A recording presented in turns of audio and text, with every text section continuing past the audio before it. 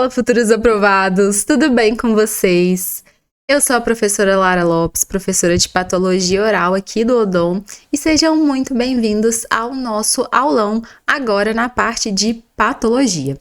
Bom, gente, na aula de hoje eu selecionei algumas questões, tá, pra gente resolver, e também eu vou dar algumas dicas de estudo para vocês, tá, em relação à patologia, tá bem? Então, pessoal, eu espero que vocês gostem. Qualquer dúvida pode mandar para mim, tá? Vai ser um prazer responder vocês. E vamos começar a nossa aula de hoje. Bom, pessoal, separei primeiramente aqui algumas dicas em relação a PMMG para a área de patologia, tá?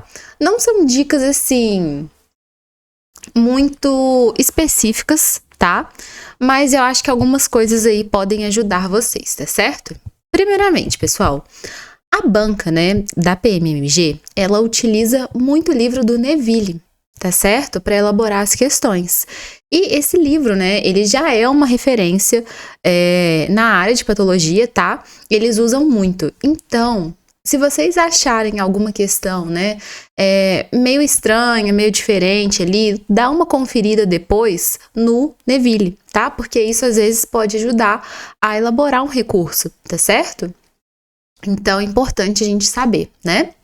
Outra coisa, pessoal, as questões, em grande maioria, tá? Em grande maioria mesmo, estão todas dentro do livro. Ou seja, a questão, a alternativa, né? Enfim, ela vem exatamente como tá lá dentro do livro, tá? E isso é muito bom, tá certo, gente? Porque realmente, né, mostra que tem um nível ali muito grande de seriedade e fica mais fácil pra gente estudar, tá certo? E em relação aos temas, pessoal, é o seguinte, as questões, pelo que eu reparei, elas pegam em alguns detalhes, sabe? Então, tipo, tem umas coisas ali que eles colocam uns detalhezinhos a mais e tal, que não é tão comum as questões, né, no geral, colocarem, mas não inventa moda. Coloquei isso aqui, né, não inventa moda, por quê? Porque eles não cobram também nada de, assim, extremamente diferente, não fica colocando, às vezes, coisa que é confusa na literatura, sabe? Então, assim, o que tá lá e realmente é aquilo, sabe? Então, não são questões tão clássicas, tá? Igual a maioria dos concursos, mas também não são questões, assim, muito fora da realidade, entende? Outra coisa, pessoal, se atentem com o incorreto, exceto, tá? Isso aparece em algumas questões de patologia e às vezes a gente tá pressa, né? Quer fazer a questão, quer resolver tudo logo, a gente já vai lendo e ignora o enunciado. Então, se atentem porque algumas têm e algumas não, tá? Então, às vezes ela pede a correta, às vezes ela pede a incorreta, beleza? E no geral, pessoal, por isso que eu disse que assim, as dicas elas não são muito específicas, né? Porque às vezes eu gosto de colocar o que a banca mais cobra, né, dentro da área, mas eu não percebi nenhuma preferência, sabe? A banca, né, a PMMG, ela se reveza bastante nos assuntos, sabe? Então, cobra tumor, cobra variação na normalidade, sabe? Cobra lesões benignas, então, assim, varia bastante. Bom, vou dar algumas dicas agora para vocês de estudo dentro da patologia, tá, pessoal? Eu acho essas dicas aqui bem importantes e elas me ajudaram a estudar, tá? Então, assim, primeiramente, atenção às características muito específicas das lesões, tá, pessoal?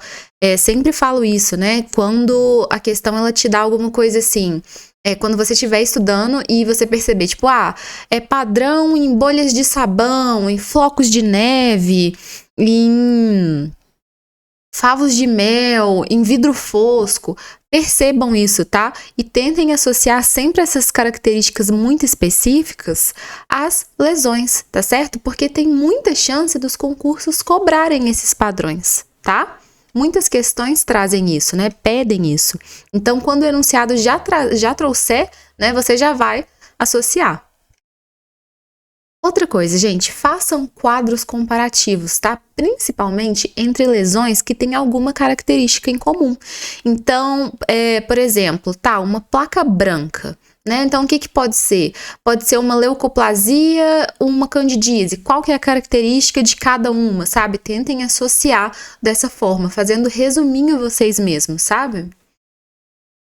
Outra coisa, gente, falando dos resumos, né? Façam resumos visuais com desenho ou imagem real, desenhem mesmo, que seja um desenho feio com lápis, ou se você quiser imprimir, isso ajuda demais o nosso cérebro a associar o que está escrito, tá? Além disso, pessoal, treina as descrições das lesões, tá certo? Às vezes as questões, elas vêm trazendo pra gente as características. Então, consistência firme, consistência flutuante. Então, assim, se atentem a esses aspectos. Se for o caso, comece a fazer mapa mental de cada lesão mesmo, tá? Porque aí vocês conseguem associando. Estudar por grupos, né, de lesões, igual eu já falei com vocês, as lesões que tem, tipo, placa branca, lesões que são bolhosas, tá? E principalmente, gente, resolva muitas questões. Não só da banca que vocês vão fazer o concurso, tá? Mas de bancas no geral, tá certo? Isso ajuda muito a gente fixar o conteúdo e entender como a matéria que a gente estudou cai, tá? Bom, pessoal, agora sim, né, vamos começar aí as nossas questões, tá? Então, a gente vai resolver, a gente vai discutindo, tá certo? Então, vamos lá. E todas as questões que eu trouxe aqui são da PMMG, beleza? Então, vamos lá, pessoal. Número 1. Dentre os tumores abaixo, o que apresenta menor agressividade local e menor potencial de recidiva após o tratamento cirúrgico é? Então, vamos lá. Deixa eu pegar minha caneta. Letra A, ameloblastoma. Pessoal, o ameloblastoma, ele é um tumor benigno, tá? Porém, ele é localmente agressivo, tá certo? Isso significa que ele vai invadir estruturas ali adjacentes, estruturas próximas. E, pessoal, esse tumor, ele tem uma alta taxa de recidiva, tá? Principalmente quando o tratamento é só com curetagem, tá? Não é a ressecção cirúrgica, né? Que a gente realmente tira ali cirurgicamente, tá? Com margem de segurança. Então, pessoal, ele tem agressividade local e um alto potencial de recidiva. Por isso, não pode ser ele. Letra B, odontoma complexo. Pessoal, odontoma complexo já é o nosso gabarito, tá? Porque, gente, o odontoma complexo, ele também é um tumor benigno, tá? Que tem um crescimento lento, isso daqui é muito importante, e ele não é infiltrativo, tá? E geralmente os odontomas, eles também são pequenos, tá bem? E a taxa de recidiva, gente, é muito rara, tá? Só colocando aqui para vocês, isso daqui é um ameloblastoma, tá? Só para vocês irem se familiarizando. Observem as características, tá? Se ele é radiopaco, radiolúcido, se é uni ou multilocular, tá? Igual ameloblastoma, ó, uma lesão radiolúcida aqui nesse caso, né? Ela é multilocular, tá bem? E aqui, pessoal, um exemplo de odontoma complexo, tá? Só lembrando aqui com vocês pra gente dar uma revisada rápida, que o odontoma ele pode ser composto ou complexo, sendo que o complexo ele é uma massa amorfa, tá? E o composto ele é algumas estruturas, né, que lembram dentículos, tá? Então, pessoal, gabarito letra B. A taxa de recidiva aqui é muito rara. Letra C, mixoma. Pessoal, o mixoma, ele tem uma taxa de recidiva de 25%. A gente, inclusive, revisou mixoma lá na revisão, né, dentro da plataforma. Então, gente, o mixoma, sim, mas ele é localmente agressivo também, tá? Ele é infiltrativo. E depois que a gente faz a remoção, a gente tem que acompanhar por pelo menos 5 anos, tá? Pelo menos. Então, assim, não é uma taxa de recidiva gigante, mas é uma taxa de recidiva considerável, tá? Muito menor do que a do odontoma complexo, que é rara. Então, não pode ser esse também. Aqui um exemplo de mixoma para vocês, tá? E lembrando também, ó, aqui o padrão do ameloblastoma, que é essa primeira imagem, é de bolhas de sabão. Aqui, pessoal, do mixoma também pode ser de bolhas de sabão, tá? Lembrando, quando os mixomas são maiores, mas também pode ser em padrão de raquete de tênis ou degraus de escada, tá? Que é justamente essas linhazinhas assim, sabe, ó? Como parecendo um degrau aqui, um rendilhado, né? De raquete de tênis. É comum, tá? E pessoal, letra D, fibroma ameloblástico. Pessoal, esse fibroma, né, o fibroma ameloblástico, ele tem algumas recidivas, tá? Na literatura, alguns estudos, inclusive, já relataram 40%, tá? E, inclusive, numa recidiva, o fibroma, né, ele pode vir como fibrosarcoma ameloblástico.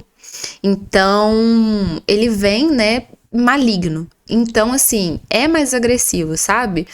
Ele é menos agressivo do que o ameloblastoma e o mixoma, tá? O fibroma ameloblástico, mas ainda assim, ele é mais agressivo do que o odontoma complexo, tá bem? Justamente por conta disso que eu falei com vocês, que tem uma chance de recidiva e ainda tem chance de vir maligno, tá? Então, também não pode ser, gente. Então, realmente, gabarito letra B.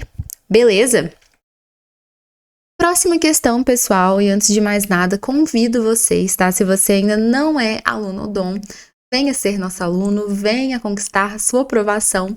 É só direcionar seu celular para esse QR Code, tá certo? Que você vai falar com o nosso atendimento, tá bem? Bom, pessoal, vamos lá. Questãozinha aí de número 2. Em relação às lesões fibro-ósseas dos maxilares, de acordo com Neville, é correto afirmar que... Vamos lá. Letra A. Na displasia cemento-óssea focal, a lesão varia de completamente radiolúcida a densamente radiopaca, com fino halo radiolúcido na periferia. Pessoal, esse daqui sim é o nosso gabarito, tá? Realmente, né, na displasia cemento-óssea focal, a lesão ela vai variar ali de radiolúcida a radiopaca, podendo ser inclusive um misto dos dois, tá certo? E tem esse halo radiolúcido, tá? Então, pessoal, tudo certíssimo. Gabarito letra A. Mas vamos analisar as outras. Letra B. A displasia cemento-óssea é caracterizada pela substituição do osso normal por uma proliferação de tecido conjuntivo fibroso celularizado, entremeado por trabéculas irregulares e aspecto de vidro fosco. Gente, seguinte, quando a gente fala em aspecto de vidro fosco, a gente tem que pensar basicamente em duas possibilidades, tá? Que é hiperparatiroidismo e displasia fibrosa, que é totalmente diferente de displasia cemento-óssea, tá? Então, pessoal, isso daqui não é uma característica da displasia cemento-óssea, e sim é uma característica da displasia fibrosa, tá? Por isso que não pode ser essa. Letra C.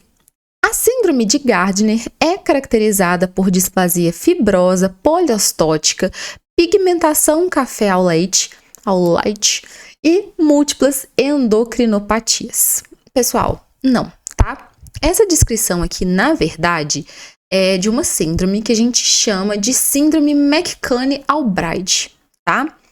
Ela não é tão comentada pelos concursos, tá certo? Mas isso daqui não é característica da síndrome de Gardner. A síndrome de Gardner, na verdade, ela é caracterizada por vários pólipos intestinais e também várias anormalidades, tá, gente? Anormalidades ósseas, anormalidades da pele, tá? Tecidos moles também. E o paciente que tem a síndrome de Gardner, ele vai ter grande presença de osteomas, tá certo? Então, não é característica isso aqui, tá bem? Vou mostrar para vocês daqui a pouco umas imagens para vocês verem. D. No estágio final das displasias fibrosas, as lesões demonstram uma calcificação circunscrita por estreito halo radiolúcido. O ligamento periodontal permanece intacto. Gente, na displasia fibrosa não tem halo radiolúcido, tá? Periférico, porque o osso ele vai se misturar ali, né? A displasia fibrosa ela vai se misturar ao osso, tá?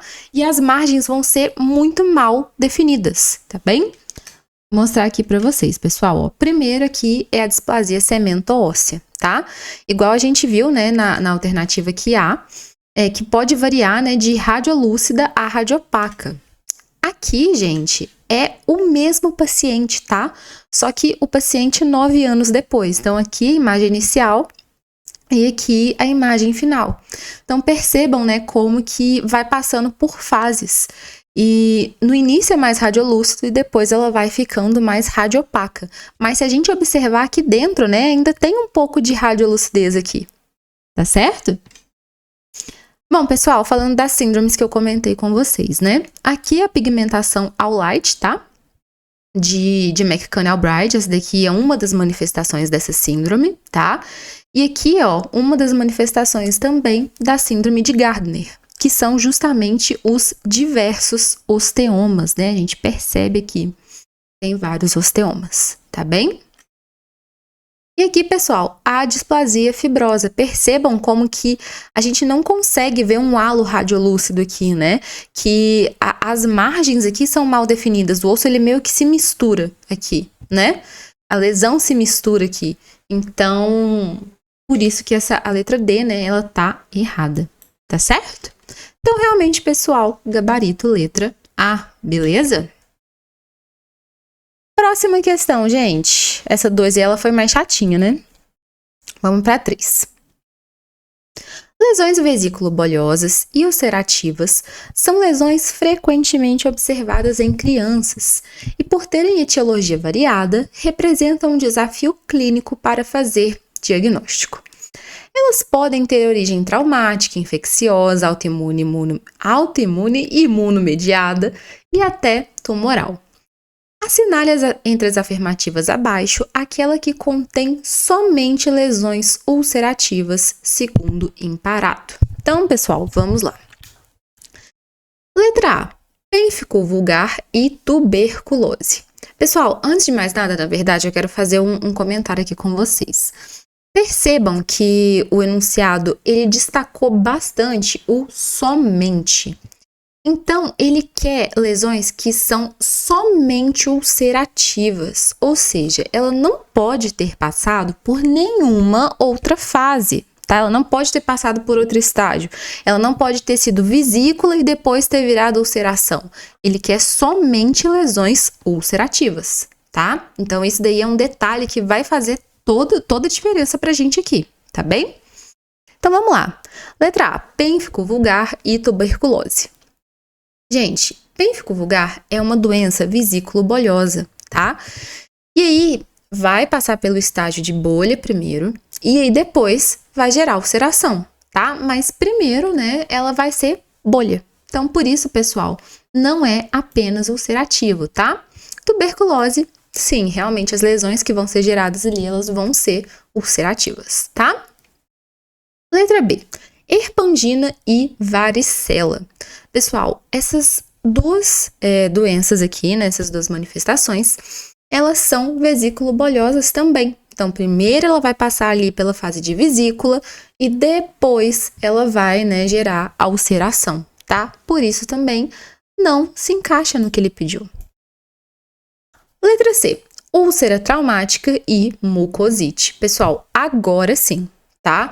Tanto a úlcera traumática quanto a mucosite, elas não passaram por nenhum estágio antes. Elas já começaram nessa forma.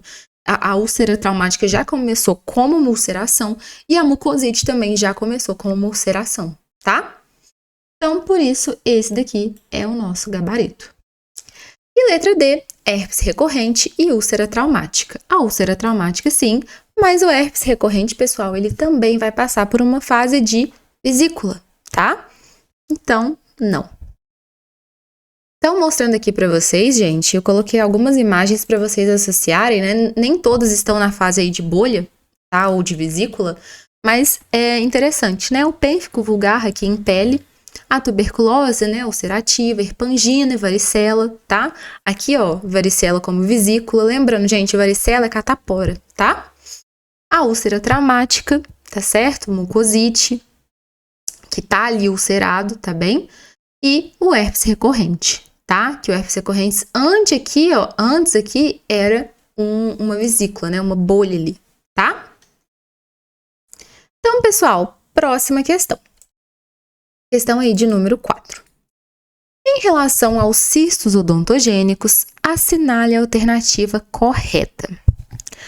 Letra A. O ceratocisto odontogênico pode ser detectado desde a criança até o adulto idoso, com tendência acentuada para a região posterior e corpo da mandíbula.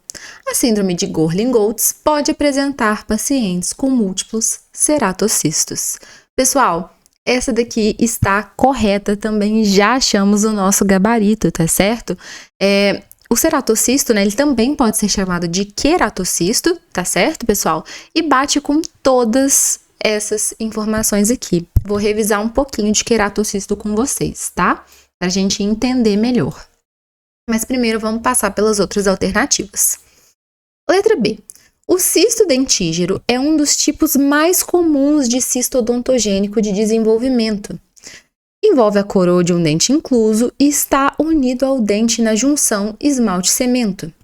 Embora possa estar associado a qualquer dente não irrompido, envolve frequentemente dentes descidos, notadamente os primeiros molares descidos. Pessoal, até aqui, ó, mais ou menos, tudo certo. Porém, pessoal, é muito raro o cisto dentígero acometer dente descido, tá? Geralmente não, são dentes permanentes. Então, não envolve frequentemente dentes descidos, beleza? Vamos lá, próxima. O cisto da bifurcação vestibular é um cisto inflamatório bem comum que se desenvolve na face vestibular dos molares permanentes inferiores. Clinicamente, é assintomático. O termo cisto de erupção é às vezes usado como sinônimo. Gente, até aqui, ó, vai, beleza. Porém, primeiramente, ele não é assintomático, tá? Nem sempre. Então, o paciente às vezes apresenta sensibilidade, tá? Também gosto desagradável pela saída de secreção, tá certo? Então, assim, nem sempre é assintomático, tá? Outra coisa, esse termo cisto de erupção, pessoal, cisto de erupção é cisto de erupção. Cisto da bifurcação vestibular é outra coisa, tá? Não são sinônimos. O que é sinônimo do cisto da bifurcação vestibular é cisto paradentário, tá? Aí sim, cisto paradentário, ok, mas cisto de erupção, não, tá? Então, não. E letra D. O cisto gengival do recém-nascido é encontrado na mucosa alveolar dos recém-nascidos como pequenos cistos contendo queratina originários de remanescentes da lâmina dentária em grande proporção. Seu tratamento é cirúrgico. Gente, até aqui, até vai, tá? Ok. Porém, seu tratamento não é cirúrgico, tá? O tratamento do cisto gengival do recém-nascido não é cirúrgico, pessoal. Não tem tratamento, não precisa de tratamento, tá? Não tem necessidade de tratamento. Esse cisto, ele vai regredir espontaneamente, tá? Inclusive, é nosso papel, né, orientar os pais. Falar com os pais que, né, se aparecer, não tem nenhum problema, né? Provavelmente ele vai regredir espontaneamente. Beleza? Então, pessoal, por isso o gabarito realmente letra A, tá? Vamos revisar um pouquinho sobre o queratocisto, pessoal. Eu trouxe um pouquinho dele porque, assim, o queratocisto eu acho que é um cisto muito cobrado, sabe? Então, né, para você que vai fazer até mais concursos e até, né, o próprio da PMMG, é muito importante que você saiba sobre esse cisto, tá?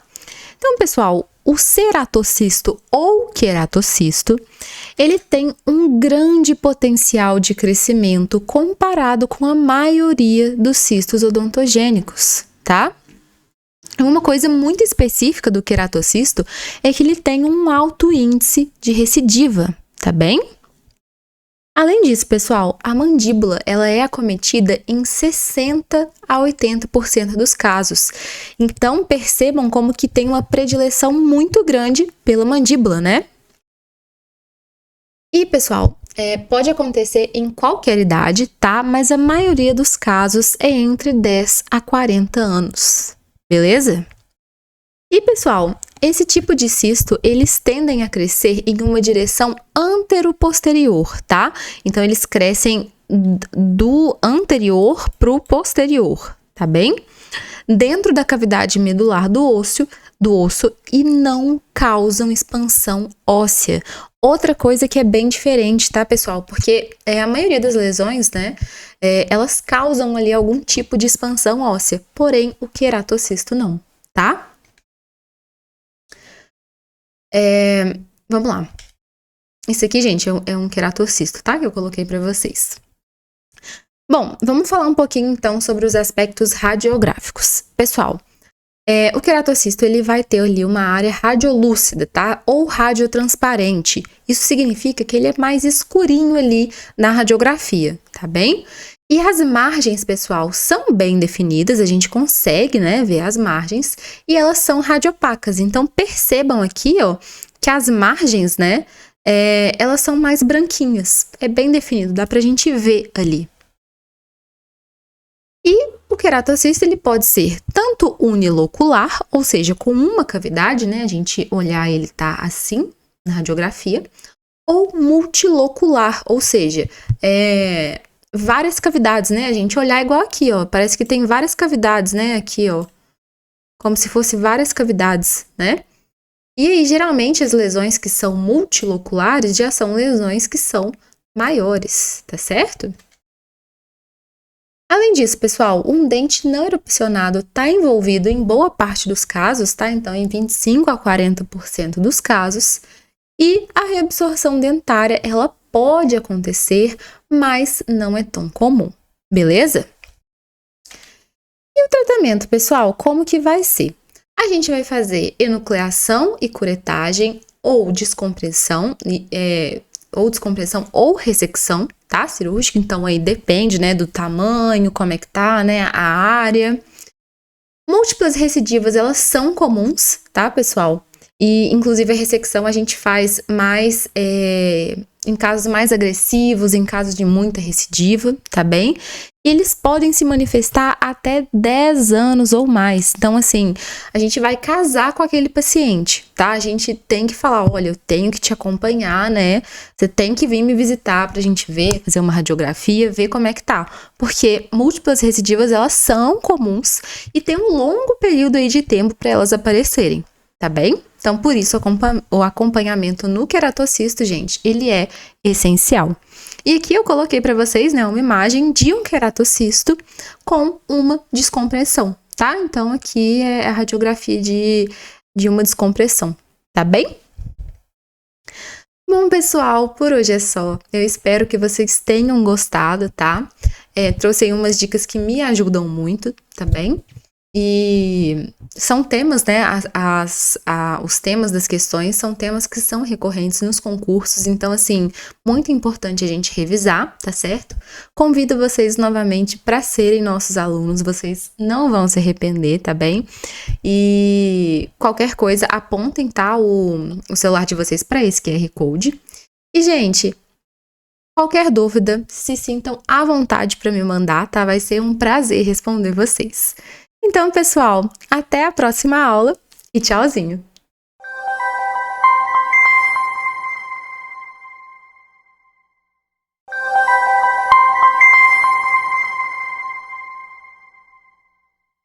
E aí, turma, tudo bom? Meu nome é Lucas Angelini, eu sou professor do odonto, cirurgião buco-maxilofacial. E agora a gente vai responder algumas questões para preparar vocês, para ajudar nos estudos para a prova da banca da PMMG, tá? Um curso extremamente importante e que precisa da atenção de vocês. Se você já faz parte da nossa turma, da nossa equipe, dos nossos alunos, seja muito bem-vindo. Se você ainda não faz, acesse o QR Code que tem aqui embaixo, acesse o site, vem fazer parte dessa equipe, tá? Vamos conversar um pouquinho, a gente vai responder todas as questões que a gente vai responder agora, são da própria banca PMMG e foram retiradas do Odon Questões, a plataforma de questões associada ao Odon Concurso, tá? Quanto mais questões vocês fazem, principalmente da banca que vocês querem estudar, né, a banca que vocês vão fazer a prova, não é necessariamente porque a banca vai repetir aquele assunto. Pode ser que aconteça, mas é para você entender como é que a banca gosta de cobrar e aí com isso seu estudo se torna mais efetivo, tá? Sobre a abordagem cirúrgica da artrocentese, marca alternativa, correta, sempre marca aquilo que a questão ela está pedindo. Se é correto, se é incorreto, se é apenas, exclusivamente, sempre marca isso. Por quê? Porque às vezes a pessoa erra a questão por falta de atenção, tá? Essa técnica utiliza uma agulha introduzida no compartimento supradiscal que deposita sob pressão soro fisiológico, anestésico local ou hialuronato de sódio, que é o ácido hialurônico, tá? Pode ser empregado em casos agudos e crônicos e tem como objetivo liberar aderências locais e diluir substâncias algogênicas locais. C. Trata-se de uma técnica complexa, de difícil execução e bastante invasiva, mas que não produz cicatrizes, podendo ser realizada sob anestesia local com excelentes resultados. Está indicada para os casos de reposicionamento do disco apenas quando há interferência mecânica da função articular. Mas, Lucas, o que é isso de artrocentese? Eu não sei. Artrocentese, artrografia, artroscopia. O que é isso? Eu sei que não é tão comum, tá? Existem algumas faculdades que não focam tanto durante a graduação, nessa parte da cirurgia bucomaxilo, que é muito específico, mas essas questões de DTM, como a gente consegue ver, elas são cobradas e a gente precisa entender a diferença entre cada um deles. Então, a artrocentese, opa, perdão, acabei já dando a resposta aqui para vocês, mas a artrocentese basicamente é a lavagem. Então, você vai lavar a articulação. Aquela articulação que está cheia de substância inflamatória, com liberação de radicais livres dentro da articulação, que vão degenerar o ácido hialurônico, vai fazer com que haja uma dificuldade de lubrificação daquela articulação, e da mesma forma que quando a gente tem uma peça de um carro sem a lubrificação, ela começa a se movimentar com mais dificuldade. Então, pega, por exemplo, um hidratante, passa-se na mão, ele vai mais fácil. Agora, se você faz com a mão seca, vai com mais dificuldade. Então é a mesma coisa na articulação. A articulação da gente, ela tem dentro dela ácido hialurônico. Ela tem um líquido sinovial. E esse líquido sinovial, ele ajuda na lubrificação da articulação, nos movimentos, na nutrição. E esse ácido hialurônico, ele realmente existe, tá? E ele protege a articulação. Porém, quando a gente começa a abrir e fechar de um movimento desordenado, começa a ter bruxismo, começa a ter uma degeneração disso, esse ácido hialurônico ele é metabolizado, a partir disso tem liberação de radicais livres, e quando tem liberação de radicais livres, a gente tem inflamação na nossa articulação. Então, se a gente tem inflamação, a lavagem da articulação ela vai ajudar exatamente nisso. Ela vai fazer com que a gente limpe, que esses radicais livres sejam removidos, que esse tecido, essa substância inflamatória seja removida. É um procedimento simples, fácil de ser replicado, pode ser utilizado tanto na fase aguda quanto em uma doença mais crônica, tá? E aí a gente normalmente sempre vai fazer ou com soro fisiológico ou com ringer lactato, tá? A gente não costuma utilizar outras substâncias para a artrocentese. A gente não costuma utilizar outras substâncias para lavar a articulação. A gente pode fazer sim a injeção de ácido hialurônico, mas no final, para poder devolver o ácido hialurônico para aquela articulação e fazer com que aquela articulação ela seja aos poucos regenerada. Então, quando a gente olha aqui a nossa questão, as alternativas, essa técnica emprega uma agulha, tá? Pode ser uma ou duas agulhas, tá? Nessa imagem aqui a gente vê duas agulhas, mas também existem técnicas de uma agulha só.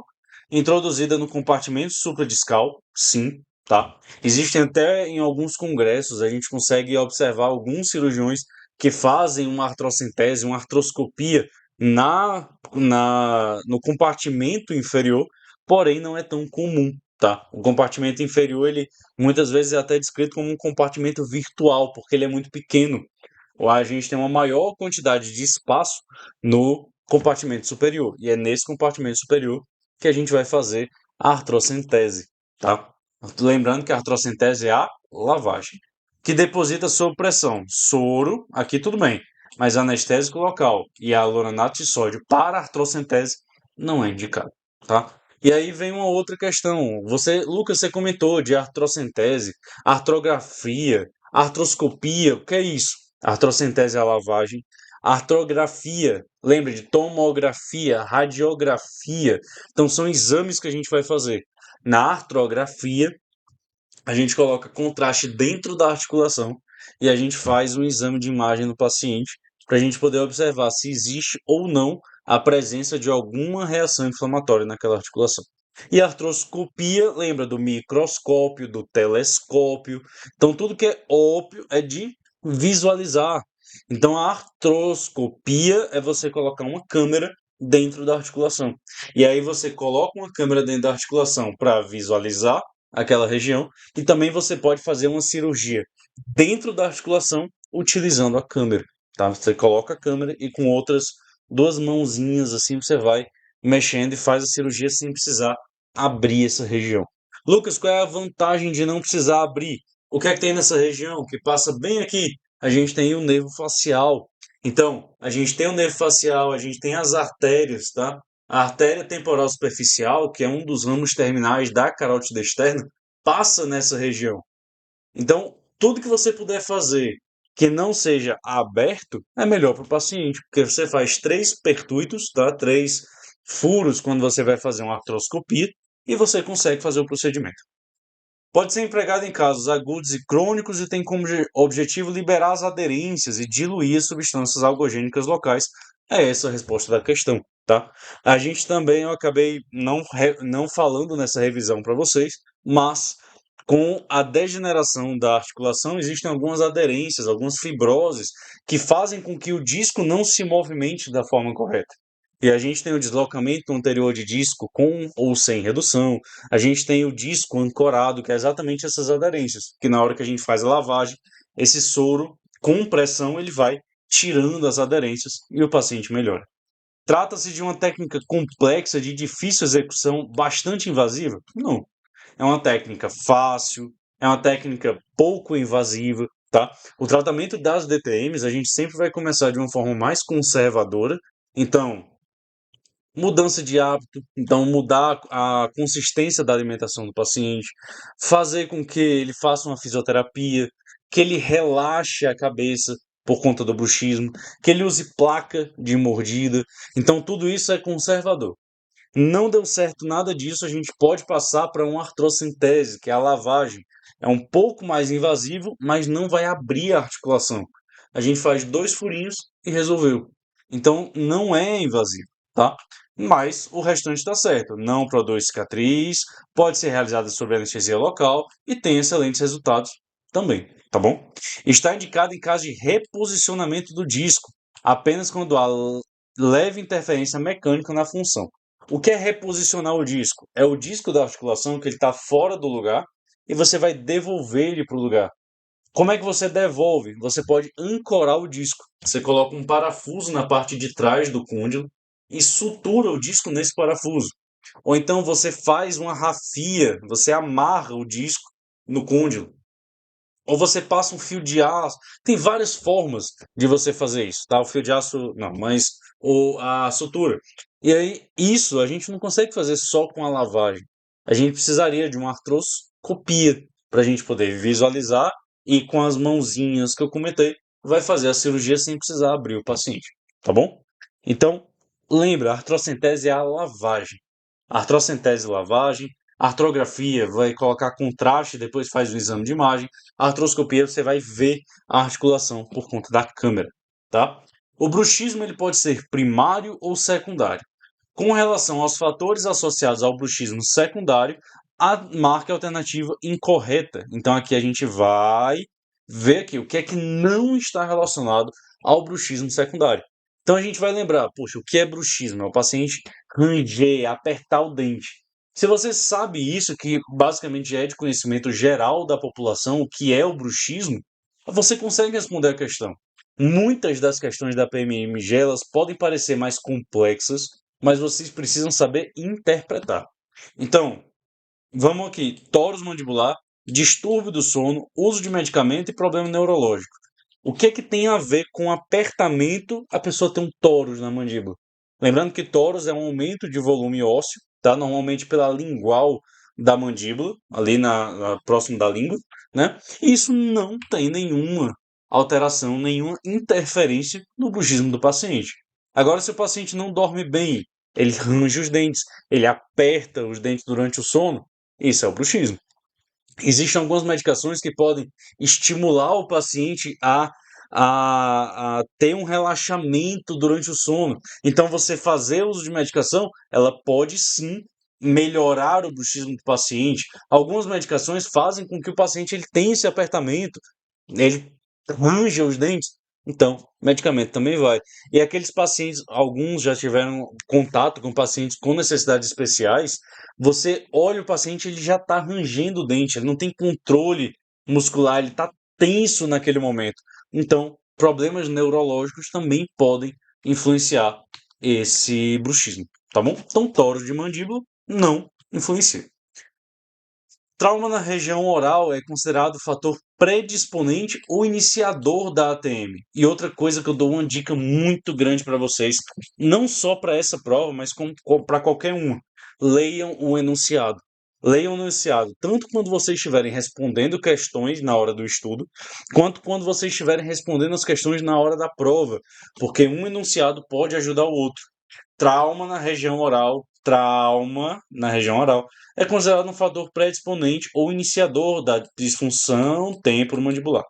Os traumas são classificados em macrotrauma, de origem direta ou indireta, e microtrauma. Então, o que é um macrotrauma? Você bateu, por exemplo.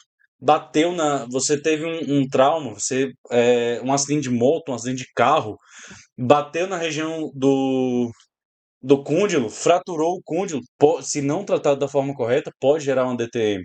Bateu na região do mento, a força foi de tal forma que jogou a fratura para o côndilo, que é o que a gente chama de uma fratura indireta, pode causar também, tá? E o que são microtraumas? São considerados microtraumas, exceto a cenário alternativa correta, ou seja, aquilo que não é um microtrauma. Bruxismo, vigília, onicofagia, abertura bucal ampla ou prolongada e segurar o telefone com o ombro. Poxa, Lucas, eu tenho certeza que é segurar o telefone com o ombro, porque não tem nada a ver. Errado, tá? Microtrauma vai ser o bruxismo em vigília, mesmo a pessoa acordada, ela range os dentes, ela faz esse apertamento. Onicofagia, Lucas, não faço ideia do que é onicofagia. Roer unha. Na hora que você começa a roer a unha, primeiro, você não está mastigando normal, os seus dentes não estão em classe 1, muitas vezes a pessoa rói a unha com o canino. Então ela joga a mandíbula para um lado e começa a roer. Então ela começa a roer a unha de uma forma que aquele hábito nocivo, aquele hábito parafuncional, você vai estar forçando a ATM numa posição que está errada, tá? Que ela não é acostumada, ela não foi feita para essa posição. Então, onicofagia, que é o hábito de roer as unhas, ela é um dos fatores. A abertura bucal ampla ou prolongada, não necessariamente. Você pode ter uma dor, mas muito mais uma dor muscular quando você abre muito a boca por muito tempo. Então, aqueles pacientes que você está fazendo uma extração, está fazendo um siso, demorou mais ali do que 20, 30 minutos com o paciente com a boca aberta, ele começa a reclamar dessa região do masseter, não do dente em si. Então, muitas vezes é indicado para esses pacientes, quando você vê que a cirurgia vai demorar um pouco mais, coloca um abridor de boca no paciente. Ele não precisa ficar forçando a boca, tá? Então, isso aqui não é considerado um microtrauma. E, Lucas, o que é que segurar o telefone com o ombro vai fazer? Primeiro, você está assim, né? E quando você faz desse jeito, você está forçando essa região. Então, inclusive, um microtrauma é você apoiar o queixo dessa forma. Porque você está apoiando o queixo aqui e aí você está jogando a mandíbula para um lado. Na hora que você segura o telefone desse jeito, o telefone faz uma força, você joga a mandíbula para um lado. Então, tudo que você. Lembrando que a ATM é uma articulação bilateral. Tudo que você faz de um lado e não faz do outro é como se você estivesse andando em um carro e você toda vez passasse por um buraco só de um lado. o nivelamento, o balanceamento do carro vai estar todo errado. Mesma coisa aqui, você está forçando um lado só, em vez dos dois. A ATM ela foi feita para funcionar ao mesmo tempo. Tá? Tudo bem que a gente tem alguns movimentos de lateralidade, a gente tem alguns movimentos durante a mastigação que a gente não mastiga 100% assim, a gente joga um pouquinho para um lado, para o outro, mas é compensatório, tá? Esses movimentos de unilateral, eles são sim movimentos que a gente pode considerar como microtraumas da articulação. Tudo bem? Sobre a indicação dos exames de imagem no diagnóstico das funções temporomandibulares. E aqui a gente tem uma coisa que é muito básica do assunto e que você, como aluno do Odon, pessoa que está assistindo essa aula, não pode errar, tá? Se você quer ver tecido mole, ressonância nuclear magnética. Se você quer ver tecido duro, tomografia. Padrão ouro para tecido mole da articulação, ressonância nuclear magnética.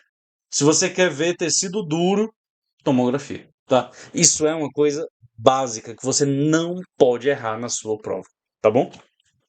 Marque a alternativa correta. Letra A. O exame de ultrassom é preciso para localizar o disco articular, principalmente quando o exame de imagem por ressonância magnética for contraindicado. A artrografia é um exame intraarticular conservador, de baixo risco e tem apresentado resultados satisfatórios para a determinação da posição e perfuração do disco. C. Os exames de medicina nuclear são indicados para o diagnóstico diferencial entre DTM e condições dolorosas das glândulas salivares maiores e na pré e pós-avaliação de terapias por infiltração, como na artrocentese. E letra D. Alterações inflamatórias são nitidamente visualizadas pelo exame de tomografia computadorizada e as fraturas são precisamente diagnosticadas pelo exame de imagem por ressonância magnética. A gente já vai excluir aqui a letra D, porque eu falei para vocês, ver alterações inflamatórias é tecido mole. Na ressonância magnética, quando o tecido está inflamado, você vê ele mais branco. Você vê ali um infiltrado inflamatório, líquido inflamatório ao redor da articulação. A gente não vê inflamação na tomografia. Então, tecido mole, na tomografia a gente vê tecido mole? Vê. Mas a gente não vê de forma tão eficaz. Na ressonância, a gente vê o disco. Na tomografia, não. Não importa qual é a janela que eu coloco, eu não consigo ver o disco com muito detalhe. Eu não consigo ver o disco da articulação. Na ressonância, a gente consegue. A gente consegue saber se o disco está em posição, se o disco está mais deslocado para frente, se o disco está mais para trás. Então, tudo isso a gente consegue. Tá? E fraturas são precisamente diagnosticadas pela ressonância? Não. Fratura é precisamente diagnosticada pela tomografia. Por quê? Fratura é fratura de osso. Osso é tecido duro. Tecido duro é tomografia. Tudo bem? A resposta da questão é a letra A, tá? No Vale, em 2019, ele fala exatamente isso.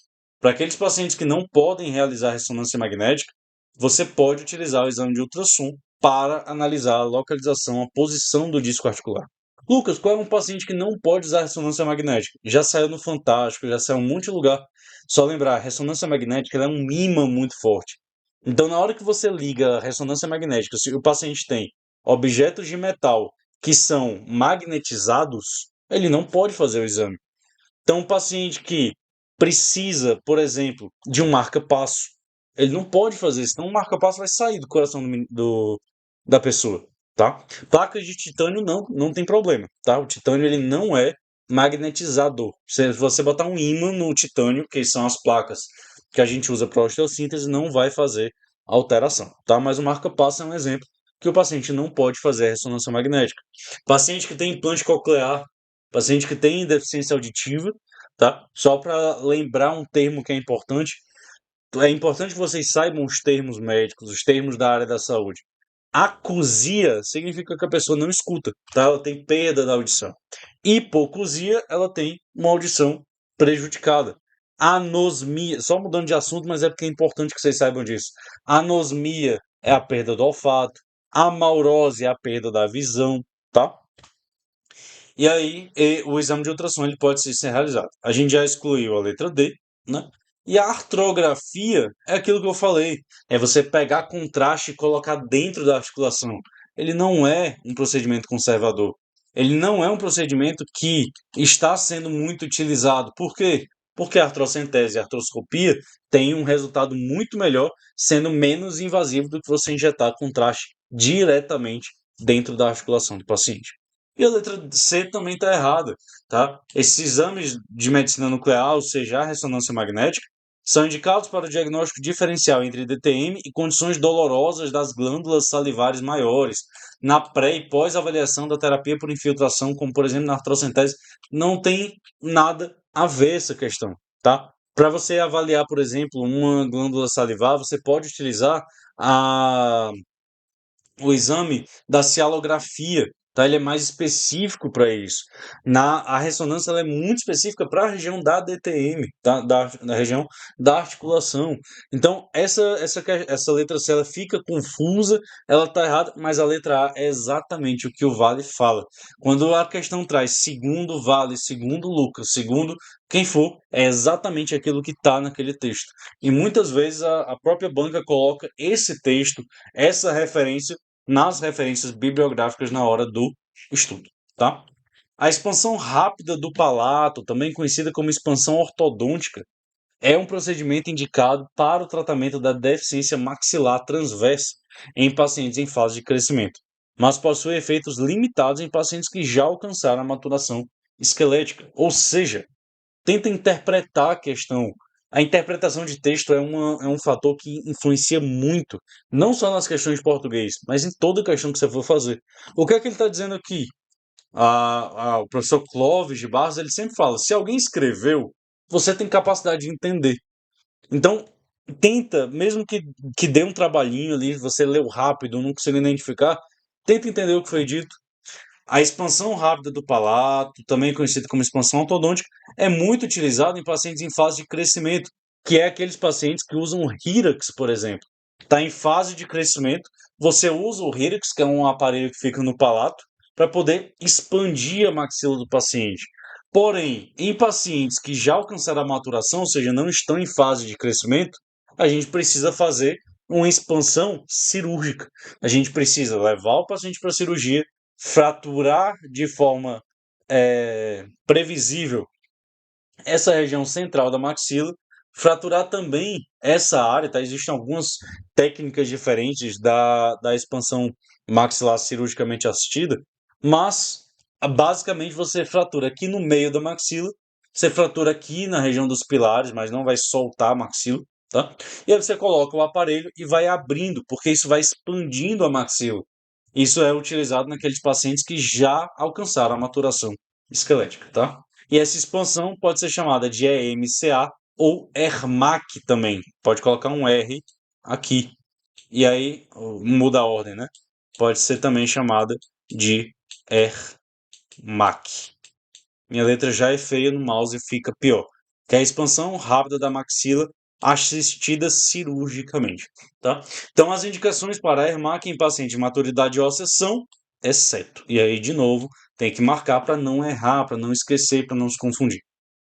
Não utilizada em mordida cruzada unilateral, hipoplasia da maxilar, apinhamento dentário e corredor bucal aumentado. E aí você vai, é nesse ponto que, Lucas, eu não sei, não tenho noção, esqueci, não estudei essa parte, estava focando em DTM e tudo bem, tenta interpretar. O que é que você vai fazer? O que é a expansão da maxila? É você pegar uma maxila que está atrésica, uma maxila que está pequena, e você vai expandir, você vai separar. Então, se eu tenho uma maxila pequena, se eu tenho hipoplasia de maxila, eu posso usar? Posso. Se eu tenho apinhamento dentário, os dentes estão um por cima do outro, eu preciso de espaço, eu posso expandir? Posso. Se eu tenho um corredor bucal aumentado, ou seja, o paciente sorri, e essa lateral aqui, ela é grande, ou seja, a maxila é pequena, fica um corredor bucal muito grande porque a maxila não ocupa o espaço, eu posso expandir? Posso. Se eu tenho um paciente com mordida cruzada unilateral, ou seja, desse lado aqui, o dente ele está encaixando, mas desse lado ele está para dentro. E aí o paciente morde errado. Eu posso expandir esse lado? Posso. Então, a questão que está errada é a letra A, Porque ele fala que não utilizada em mordida cruzada unilateral. Pode ser para mordida cruzada bilateral? Pode, que aí é um paciente com hipoplasia transversa de maxila, né? Mas às vezes o paciente só tem a hipoplasia de um lado. E tendo a hipoplasia de um lado, na hora que você faz a expansão, você consegue esse resultado satisfatório. Certo? Próxima questão, de acordo com Manganello, em 2014, assinale a alternativa incorreta. Para a abordagem da articulação temporomandibular, uma incisão foi proposta, sendo desenhada na junção da pele com o hélice da orelha, em uma prega natural ao longo do comprimento da orelha, que pode ser usada como referência. Essa questão, ela não faz sentido porque ele pede qual é o nome daquela incisão específica, e aí se você coloca as outras, tá errado. Então vamos esquecer que ele colocou incorreto, eu acredito que tenha sido um erro da questão, tá? Ele quer saber qual é o nome que a gente dá para essa incisão aqui, tá? Para a abordagem da articulação temporomandibular, uma incisão foi proposta, e aí é o que eu sempre falo nas aulas de anatomia de vocês. Palpem, encostem em vocês, sendo desenhado na junção da pele com o hélice da orelha, tá? O hélice da orelha é esse aqui, de cima. Só explicando o hélice aqui em cima, o tragus é essa bolinha e o lóbulo é esse aqui de baixo, tá? Então, em que uma prega natural da pele ao longo de todo o comprimento da orelha pode ser usada como referência. Então, aqui um cabo de bisturi sem um bisturi, óbvio, e aí ele vai cortar aqui. Como é que você acha essa prega? Você vai empurrar. Na hora que você empurra a pele, forma uma prega aqui. Aí você consegue marcar e fazer a incisão. Então, ele quer saber o nome dessa incisão aqui, tá? Aí a gente vai observar incisão pré-auricular convencional, incisão pré-auricular endaural, incisão pré-auricular de Alcaiar-Bramley, incisão de Risdon. Então, a gente vai observar aqui quais são as opções. Vamos lá. A convencional é exatamente essa aqui que eu falei, tá? Então a gente já sabe que essa aqui é a resposta da questão, tá? Quando ele pega essa prega aqui na região da orelha, a gente afasta, aperta aqui, né, da orelha, vê a prega e faz. Essa é a pré-auricular convencional. Existe uma alteração para ela ser mais estética, que é quando a gente pega aqui no hélice e ela vem para dentro da orelha, a gente passa pelo tragus. Então, se passa pelo tragus, é mais para dentro da orelha, que é o que a gente chama de endaural. Então, ela começa normal aqui em cima, vem para dentro do tragus e volta, que aí não fica aquela linha aqui nessa região, tá? Então, essa aqui que passa pelo tragus é o que a gente chama de endaural. A incisão de Alcaiar-Bramley, ela é nesse sentido aqui, ó. Ela começa aqui em cima, ela vem formando um formato de um taco de hóquei, tá? Ela vem e desce. E ela pode descer tanto numa incisão pré-auricular convencional, quanto passando aqui por dentro, formando a endaural, tá? Mas a de Alcaiar-Bramley, ela passa aqui em cima. Ela é mais usada quando você vai fazer uma cirurgia aberta mesmo na região da TM e você precisa de acesso no músculo. Muitas vezes, em caso de anquilose, por exemplo, você precisa separar um feixe do músculo temporal e rodar para que esse músculo temporal ele sirva como um novo disco. E aí você usa esse acesso de Alcaiar-Bramley, tá? Então passou aqui na frente, acesso pré-auricular convencional, passou pelo tragus, acesso endaural, acesso de Alcaiar e a incisão de Risdon, ela é aqui embaixo, tá? É a mesma coisa que o acesso submandibular que a gente faz, tá bom? Para poder tratar as fraturas de mandíbula. Então, resposta da questão, letra B. Então, essa aqui foi a nossa revisão, tá? Eu fiz algumas questões, eu sei que foi uma revisão mais rápida, mas exatamente para a gente poder pegar alguns detalhes, ver como é que a banca cobra a questão, relembrar vocês alguns detalhes, alguns termos que são importantes, tá? E fazer com que vocês não errem na hora da prova. Qualquer dúvida que vocês tenham, pode entrar em contato comigo, tá? Esse aqui é meu Instagram, esse aqui é o meu e-mail. Pode mandar mensagem, se tiver alguma dúvida de alguma questão que está fazendo, foi diferente do que a gente comentou aqui, pode falar, tá? De novo, se você já é o nosso aluno, acessa... se você não é o nosso aluno, acesse o QR Code aqui embaixo, vem fazer parte dessa equipe. Se você já é o nosso aluno, espero que eu tenha ajudado vocês ainda mais a complementar aquilo que a gente já viu nas nossas aulas, tá certo? E desejo para vocês uma excelente prova, que vocês tenham o sucesso que vocês merecem. Continuem estudando e qualquer coisa falem com a gente, que a gente está aqui para ajudar vocês, tá certo? Muito obrigado e até a próxima.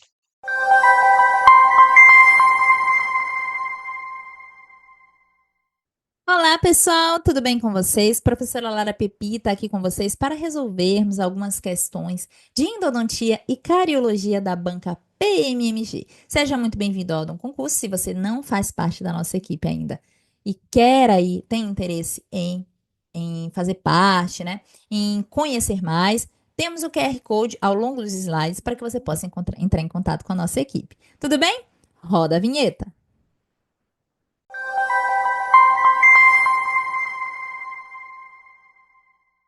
Então, pessoal, vamos começar primeiro resolvendo questões de endodontia. Bom, primeira questão. As patologias pulpares e periapicais constituem uma realidade no cotidiano do atendimento odontológico, sendo fundamental seu conhecimento para a elaboração de um plano de tratamento adequado para cada situação. Considerando estas alterações, a cidade alternativa incorreta. Letra B. Pacientes com pulpite irreversível precoce apresentam sintomas que variam de nenhuma dor até uma dor leve, mediante estímulo térmico, que se resolve logo após a remoção do estímulo. Letra B. A disseminação da infecção pulpar para o osso pode levar a complicações graves, como a trombose do seio cavernoso, a angina de Ludwig e a sepse sistêmica, com complicações potencialmente fatais. Letra C. A pulpite reversível indica um nível de inflamação pulpar em que o tecido é capaz de voltar normalmente para um estado de saúde se os estímulos nocivos forem removidos. Letra D. Na pulpite hiperplásica crônica, a irritação mecânica e a invasão bacteriana resultam em um nível de inflamação crônica que produz tecido de granulação hiperplásico, o qual se projeta na área da exposição pulpar. Qual seria a resposta correta? Na realidade, né, pessoal, qual seria a resposta incorreta desta pergunta? Então, vamos lá. Resposta incorreta, pessoal, é a letra A. Esse paciente de pulpite irreversível, né, ele vai variar pulpite irreversível sintomática ou assintomática. Na assintomática, nós vamos ter ali a pulpite crônica hiperplásica, por exemplo, né? Onde ele não vai ter ali nenhum sintoma, a gente vai ter ali o tecido de granulação hiperplásico, que é o que diz na letra D, né? Então, nesse caso, quando a gente tem ali uma pulpite sintomática, geralmente é uma dor mais intensa, né? Um paciente que, quando você coloca o estímulo térmico, faz o teste térmico, essa dor, ela não cessa logo após a remoção do estímulo. É uma dor que persiste após a remoção do estímulo, tá? Então, sim, a letra B está correta. Quando nós temos a disseminação da infecção para o osso, nós vamos ter complicações graves, né? Temos ali a possibilidade de trombose do seio cavernoso, angina de Ludwig, sepse. Por quê? Porque a gente está em áreas ali, né? Envolvimento de espaços faciais, né? Então, a gente sabe ali que a proximidade, a correlação com as estruturas da cavidade bucal em relação a essa contaminação que está se disseminando da polpa para o periápice, né, ou para as regiões ali ósseas, nós vamos ter consequências sérias. Consequências que podem ser desde consequências mais simples, né, até consequências mais sérias. E na letra C, gente, como nós já conversamos, nós temos, vamos lembrar, né? Eu vou já recapitular com vocês mais detalhes sobre isso, mas basicamente vocês precisam ter em mente as pulpites, né? Pulpite sintomática e assintomática, e no caso da pulpite irreversível, no caso, né, nós temos essas duas possibilidades aqui. E quando a gente fala da pulpite reversível, nós falamos de uma condição que cessa após a remoção do estímulo, né? Quando remove. Quando remove, passa a dor. Então, é um teste térmico ali que vai ser, colocou o gelinho, colocou ali o endoice, o teste de vitalidade, sentiu dor, removeu, passou, né? Então, letra C está corretíssima. E na letra D, a pulpite crônica hiperplástica, a gente vai ter uma irritação mecânica, invasão bacteriana, com aquele tecido de granulação hiperplástico que vai se projetar na área da exposição pulpar. Então, geralmente é uma área de cavidade bem grandona, ali, cavidade aberta, né? Onde houve uma exposição pulpar e esse tecido de granulação, ele vai estar ali invadindo e sendo formado ali naquela região. Tudo bem, pessoal? Próxima pergunta. Os testes térmicos pulpares são um importante recurso diagnóstico para a determinação de alterações na polpa dentária. Em relação ao estado pulpar e suas reações frente aos estímulos térmicos, é incorreto afirmar que, letra A polpa dental com inflamação aguda inicial apresenta resposta acentuada à aplicação do frio, a qual persiste após remoção do estímulo. Letra B. A polpa dental, em sua normalidade fisiológica, reage aos estímulos térmicos com uma resposta dolorosa compatível com a excitação provocada e de declínio lento após remoção do estímulo. Letra C. A polpa dental com inflamação aguda em fase avançada pode apresentar alívio da dor com o estímulo frio e exacerbação da sintomatologia dolorosa com a aplicação do calor. E letra D. A polpa dental necrótica corresponde negativamente à aplicação do frio, mas pode responder positivamente ao calor, devido à presença de fibras tipo C viáveis. Resposta correta, pessoal. Letra. Qual é a letra? Letra B, que é a resposta incorreta dessa pergunta, tá? Então vamos lá. A polpa dental com inflamação aguda inicial tem resposta acentuada ao frio, né? Então é uma resposta muito acentuada ao frio e vai persistir após remover esse estímulo. Nos estágios iniciais, vai chegar um momento em que o inverso pode acontecer. Aquela situação onde o frio alivia a dor e o calor é exacerbador, né? Então, letra B fala o seguinte, que a polpa, na sua normalidade fisiológica, reage aos estímulos com uma resposta compatível com a excitação provocada e de declínio lento. Não. Como sabemos, a polpa, na sua normalidade, ela vai ter um declínio rápido da dor, né? Quando nós temos ali uma condição saudável dessa polpa, nós temos a presença das fibras. Nós temos ali as fibras A delta, nós temos ali a constituição normal da inervação dessa polpa, ou seja, tem bainha de mielina ali, tem uma condução rápida do impulso nervoso, né? Então a gente tem ali um declínio que vai ser mais rápido da dor. Colocou o estímulo, dói. Removeu o estímulo, passou a dor, tá? Então, na letra C, quando a polpa está em uma fase avançada, é aquilo que eu falei para vocês. A gente pode ter o contrário acontecendo. O frio alivia a dor e o calor exacerba a dor, tá, gente? Por quê? Porque a gente já tá ali chegando nas fibras tipo C, né? E então, por exemplo, aqui a gente já está progredindo para uma destruição das fibras amielíneas do tipo C, que é o que acontece, por exemplo, já numa polpa em fase de transição para necrose. No caso, a polpa dental necrótica, ela responde negativamente ao frio. Porém, a gente pode ter uma resposta ao calor, devido à presença das fibras tipo C viáveis que ainda estejam ali, né, nas últimas, sobrevivendo por aparelhos causando essa dor intensa ao calor. Tudo bem? Então, pessoal, esse quadro nós já conversamos na nossa aula de diagnóstico em endodontia e ele é muito importante que você memorize, que você entenda, né? Que o primeiro pontinho refere-se geralmente a situações onde você tem uma condição de pulpite reversível. E o segundo pontinho geralmente tem relação com a pulpite irreversível.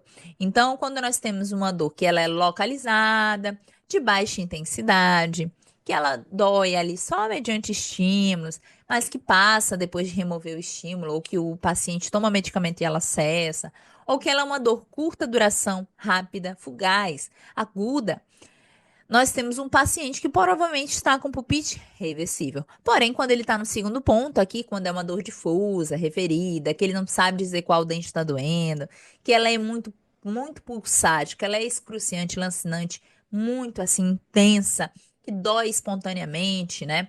Que não cessa quando remove o estímulo, ou continua doendo ali, você faz o teste de vitalidade e continua doendo ali, demora para passar essa dor ou que não cessa com medicamentos, ou que o contrário pode acontecer, né? Que o frio é aliviador e o calor exacerba. Ou quando você tem uma dor de longa duração, contínua, intermitente, né? Que vai e volta, são características de pulpite irreversível. E quando você tem ali um quadro assintomático, você pode estar diante de várias situações, né? Você pode ter um paciente que não tem sintoma nenhum, porque tá tudo bem com a polpa dele, ou você pode ter um paciente que não tem nenhuma sintomatologia dolorosa porque a polpa já necrosou, né? E aí nós temos aí um quadro de necrose, tá? Próxima pergunta. Quanto às doenças da polpa dental e suas complicações, marque as alternativas em V e F. Em seguida, marque a alternativa que tem a sequência correta. Primeira afirmativa. Embora as bactérias e mais recentemente as arqueias e os vírus tenham sido encontrados em associação às infecções endodônticas, as leveduras são os principais micro-organismos envolvidos na patogênese da periodontia apical. Na segunda afirmativa, fala que nos estágios avançados do processo infeccioso endodôntico podem ser observadas organizações bacterianas similares a biofilmes aderidas às paredes dos canais. Portanto, existe uma tendência atual de incluir a periodontite apical na lista de doenças orais induzidas por biofilme. Terceira afirmativa, o processo de doença da polpa dentária frequentemente envolve mudanças inflamatórias, sendo que cárie, procedimentos restauradores, lesões traumáticas são as causas mais comuns da doença. Quarta afirmativa, o objetivo principal do tratamento endodôntico é prevenir o desenvolvimento da periodontia apical, ou em casos nos quais a doença já esteve presente, criar condições adequadas para a regeneração do tecido perirradicular. Qual seria a alternativa correta? Letra A, FVVF. Letra B, FVFV. Letra C, FFVF. Ou letra D, FVVV. Vamos lá, pessoal. Resposta correta, letra D. Qual é a consideração importante sobre a primeira afirmativa porque ela está incorreta? Gente, quando nós falamos aqui das infecções endodônticas, os principais micro-organismos são bactérias, né? Não leveduras. A gente tem os principais micro-organismos ali sendo as bactérias, ok? E um outro ponto importante é que quando nós falamos da segunda afirmativa, realmente é uma consideração verdadeira, tá? Principalmente ali para esse tipo biofilme, né? A gente tem ali exatamente a explicação bem minuciosa na segunda afirmativa em relação à associação entre o biofilme e o fato de a periodontia apical já se enquadrar, né, como doença bucal induzida por biofilme.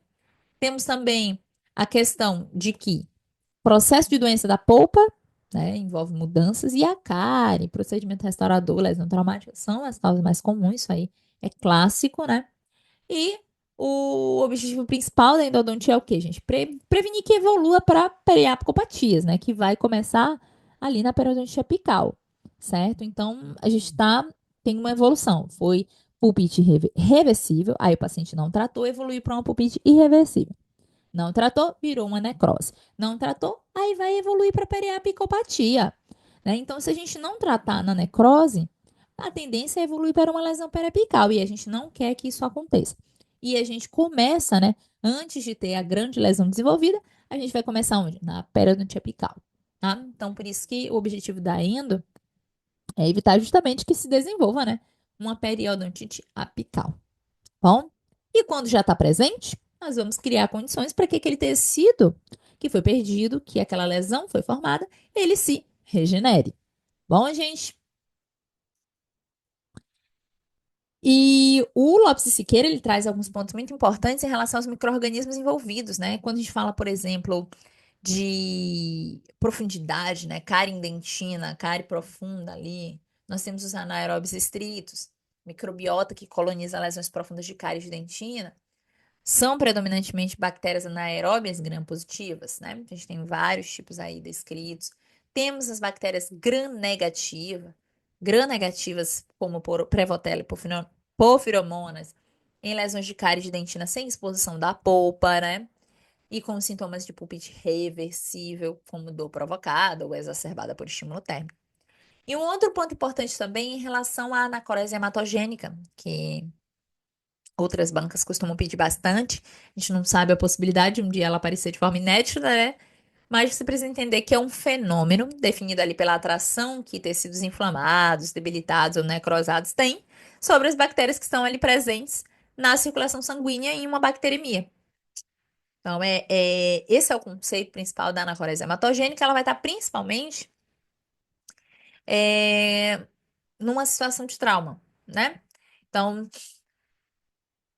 quando a gente tem ali, ó, teoricamente, essas bactérias podem colonizar esses tecidos alterados, estabelecendo um processo infeccioso. Essa via de infecção da polpa pode ocorrer, por exemplo, em caso de dente traumatizado, que mesmo onde você não tenha uma exposição pulpar, você pode desenvolver uma infecção pulpar e uma lesão periarticular, né?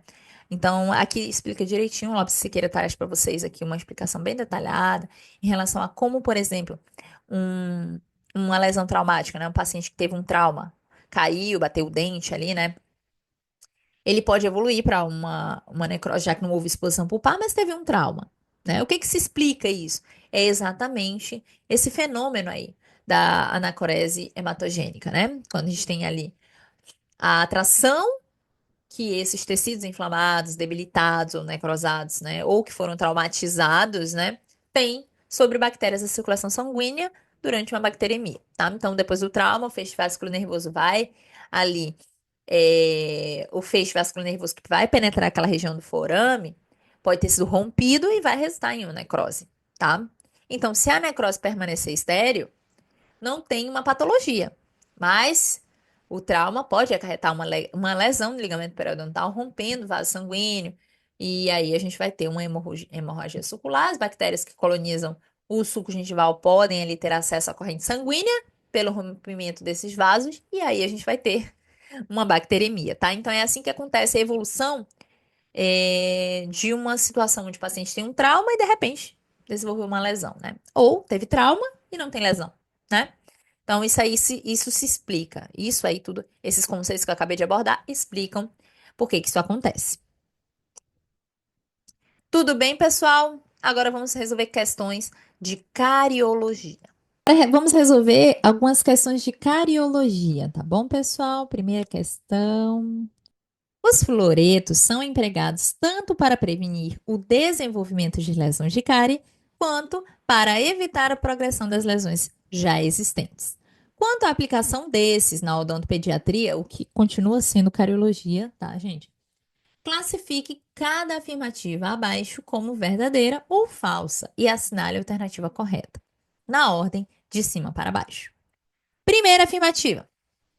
O benefício anticárie dos fluoretos, independentemente do meio de uso, advém de sua presença constante na cavidade bucal após a irrupção dentária, agindo diretamente nos fenômenos de desmineralização e remineralização.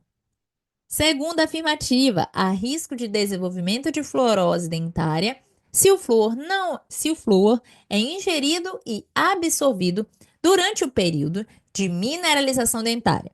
A fluorose se manifestará como a opacidade do esmalte dentário, uma hipermineralização do mesmo, com aumento do espaço entre cristais e prismas de esmalte.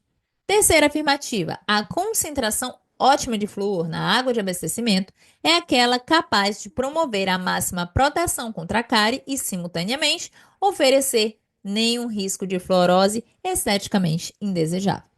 Para o Brasil, deve variar de 0,6 a 0,9 ppm flúor em função das temperaturas médias diárias. Quarta afirmativa, no Brasil, a maior parte dos dentifrícios fluoretados comercializados são formulados com monofluorfosfato de sódio ou com o fluoreto de sódio. Quando este último está presente, o abrasivo não pode ser à base de cálcio. Qual é a resposta correta, pessoal? Resposta correta, letra A. A primeira afirmativa está verdadeira, tá, gente? O principal efeito anticárie do flúor é tópico. A gente faz o uso tópico desses fluoretos e aqui nós temos a presença dele ativa na cavidade bucal, tá? E permitindo a remineralização e desmineralização. Auxiliar ali no equilíbrio entre a desmineralização e a remineralização. Na segunda afirmativa, gente, embora a fluorose realmente esteja associada à ingestão de flúor durante a formação do esmalte, ela não é caracterizada por hipermineralização, tá? Pelo contrário, nós temos manchas hipoplásicas ou hipomineralizadas, associações ali entre fatores, né? Que geralmente é hipomineralizada. São lesões hipomineralizadas com o aumento da porosidade desse esmalte, tá? Na terceira afirmativa está incorreta porque, gente, a concentração ótima de flúor na água busca o quê? Maximizar a prevenção da cárie e minimizar o risco de fluorose, tá? Deixa eu ver o que mais aqui, mas não vai eliminar totalmente esse risco, tá? Então, olha lá, ó, a concentração. O que que a afirmativa 3 fala? A concentração ótima de flúor na água de abastecimento é capaz de promover máxima proteção contra a cárie e nenhum risco de fluorose. Gente, nós estamos tentando, né? Ela vai ali contribuir para minimizar, né, a possibilidade do desenvolvimento de lesões de cárie, vai ajudar a minimizar o risco de fluorose, mas não quer dizer que vai não existir nenhum risco. Próxima pergunta, pessoal, fala sobre o uso dos selantes. Assinale a alternativa incorreta. Letra A. Selantes resinosos apresentam retração química ao esmalte, o que contribui para que esse material desempenhe seu papel de formar uma barreira física sobre as lesões, impedindo o contato com o biofilme. Letra B. Indicação do uso de selante atualmente é muito criteriosa. O profissional tem que avaliar o risco do paciente e do dente desenvolver lesão de cárie, o momento oportuno para aplicação de flúor e o nível de motivação do paciente e também de seu núcleo familiar. Letra C. Indicação de selantes hoje é restrita a pacientes com lesões de cáries ativas e ou alto risco. Letra D. A efetividade do selamento depende, a longo prazo, da retenção do material ao dente, em situações em que observa-se perda total ou parcial do selante, recomenda-se reaplicá-lo. Qual seria a resposta correta? Que no caso é a incorreta desta pergunta.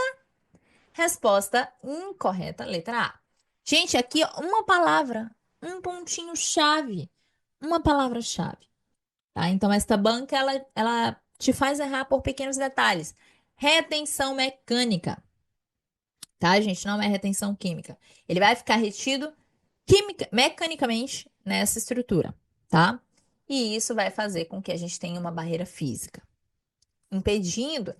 Qual que é o papel do selante, pessoal? Aqui o selante, ele vai estar principalmente, né, naquelas situações de paciente, como as próprias alternativas já trazem aqui para você, né?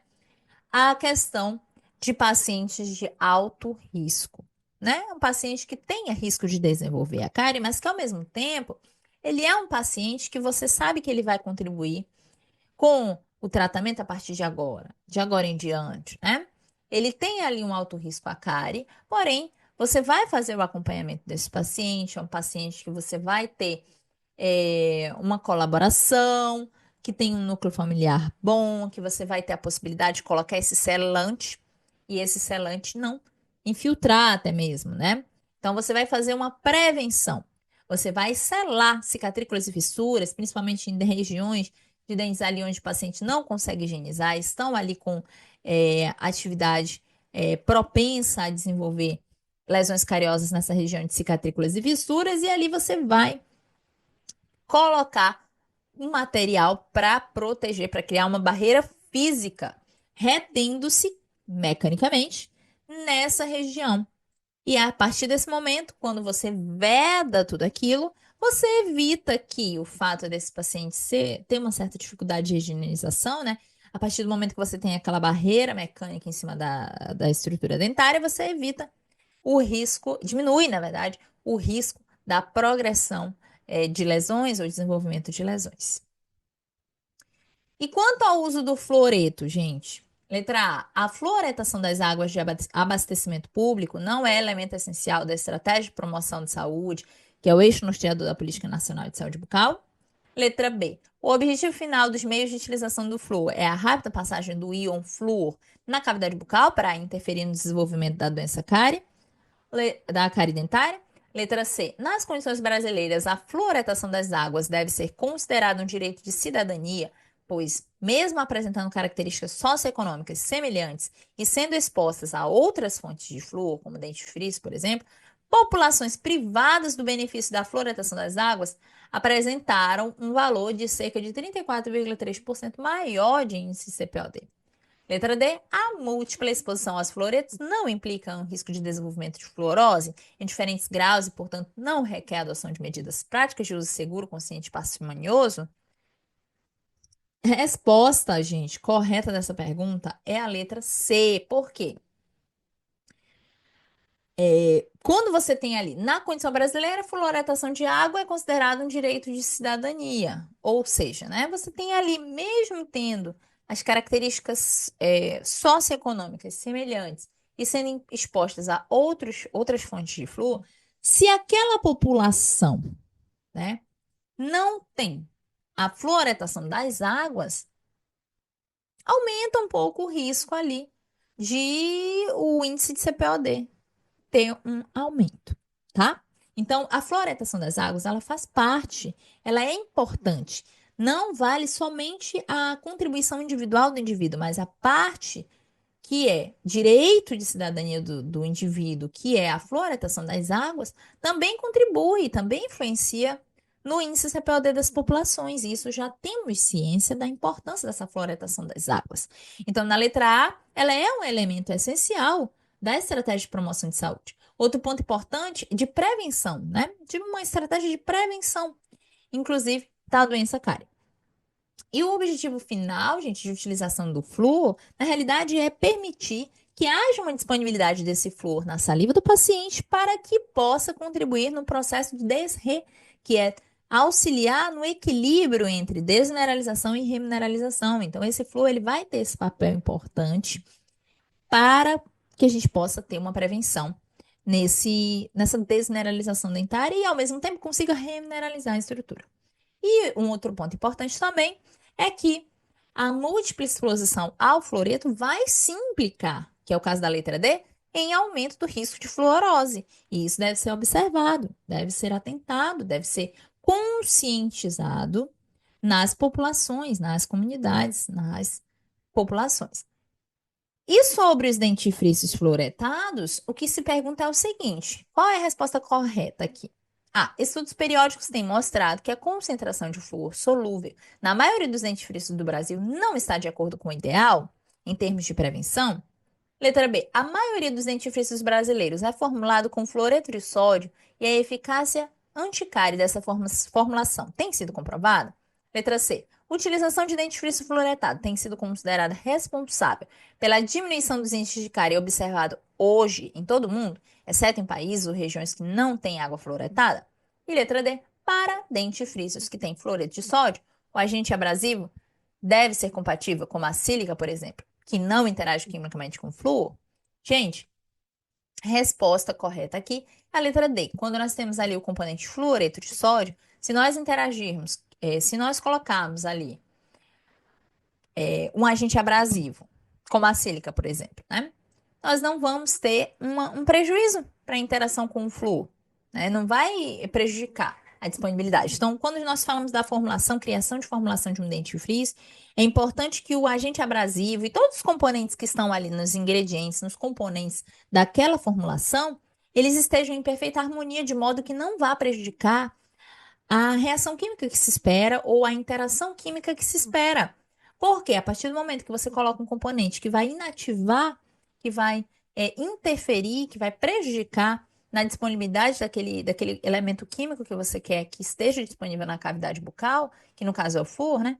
Você não tem benefício dessa associação. E no caso da sílica, é um agente compatível. É um agente abrasivo que é compatível. Não vai interagir quimicamente. E as outras estão incorretas, tá, gente? Opa. Estudos periódicos têm mostrado que a concentração de flúor nos dentifrícios vendidos no Brasil está de acordo. Então, está errado. Está dizendo que não está de acordo. Está sim. tá, gente? Já temos padronização para isso, já sabemos os valores exatos, né? Até 1.500 ppm de flúor, tá tudo certo, né? Então já tem essa padronização. Na letra B, a maioria dos dentifrícios é formulado com fluoreto de sódio, na realidade, monofluorfosfato de sódio, tá? Então a gente tem ali principalmente o monofluorfosfato de sódio como assim o mais utilizado. Tá? Na letra C, contribui inclusive em locais sem água fluoretada. Então, o dentifrício fluoretado ele vai ser ainda mais importante a contribuição dele naqueles locais onde não tem água fluoretada. Aí é que o paciente vai ter que melhorar a higienização. Aí é que o paciente vai ter que ter o dentifrício fluoretado com uma adequada quantidade, a, todo correto, todo bacana para ele usá-lo da maneira adequada e prevenir-se aí da doença cárie. Tá bom, gente? Espero que vocês tenham gostado. Um grande abraço e até a próxima.